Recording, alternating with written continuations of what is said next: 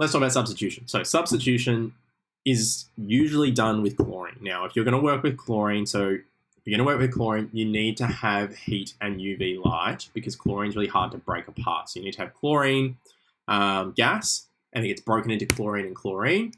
And essentially what you do is you take your molecule, like a methane, and you add this with your heat and your UV light. Really important, this needs to be on your arrow.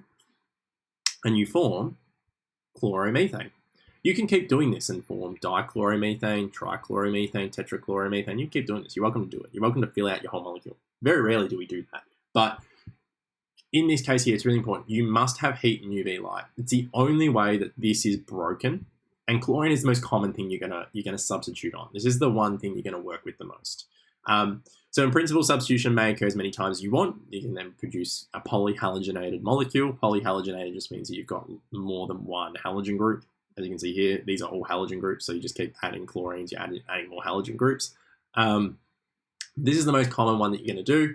As you can see, you can then go and form all these different ones, but it's really important that you know that this is random. It's going to get added to anyone. You can't really control which one it's going to get added to, and it's going to, you need to use heat and UV light to add it on. Also, what's really important, haloalkanes can also undergo substitution. So when you have a haloalkane, so as I said here, you can sort of polyhalogenate and it's random, but it's going to take a while to get something like this from here. Why? Because most commonly, this will be broken up and it will replace the chlorine that's already there. Why? Because this is the most unstable part of this entire molecule. So it's the most likely to want to break off.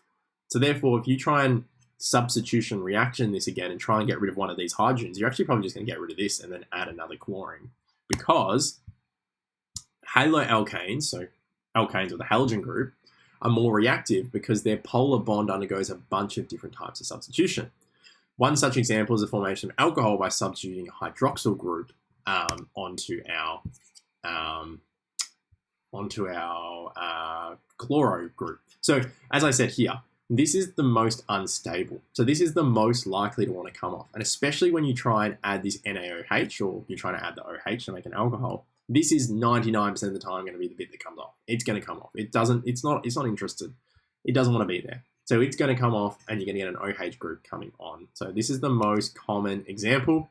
You can then go further to this and go, all right, I want to make an amine. Well, to make an amine, this is even more unstable realistically. So therefore it wants to come off and you form an amine. Now you do need to do this because this needs to be broken off and it's quite hard to get one of these to come off.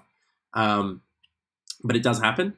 And you therefore, as you can see, are substituting on. So any alkane that already has a functional group, that functional group is more likely to want to come off than to stay on.